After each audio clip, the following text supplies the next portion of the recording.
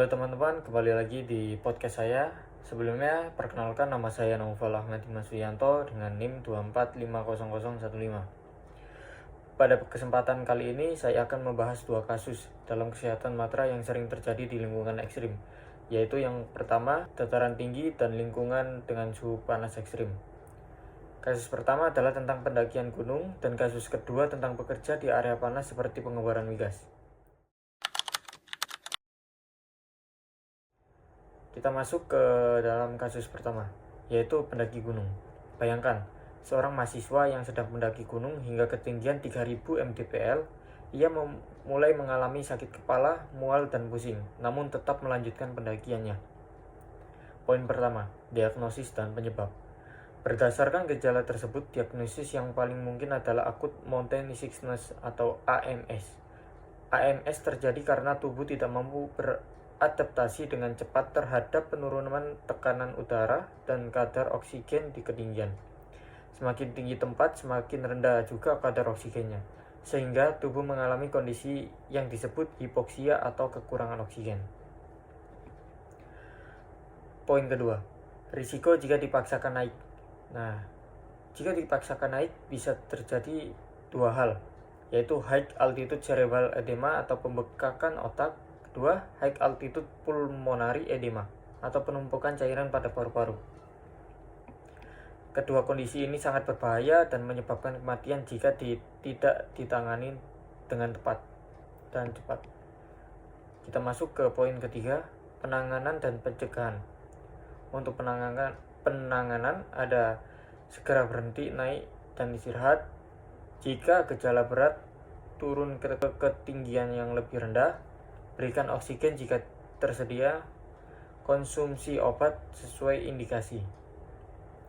Pencegahan, naik secara bertahap, istirahat yang cukup saat mendaki, minum air yang cukup, hindari aktivitas berat di awal pendakian.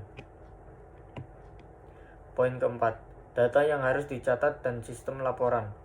Untuk data yang dicatat adalah identitas pendaki, ketinggian lokasi, gejala yang dialami, waktu kejadian, tindakan yang dilakukan.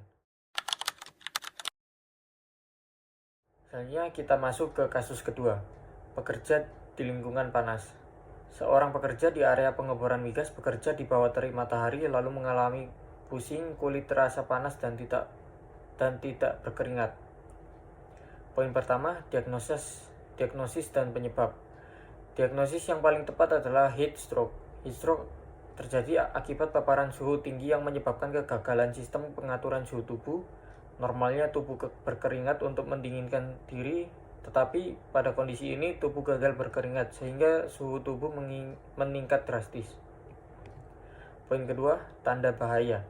Beberapa tanda bahaya heat stroke antara lain, yang pertama, suhu tubuh sangat tinggi. Kedua, kulit panas dan kering. Ketiga, tidak berkeringat. Keempat, kebingungan atau penurunan kesadaran.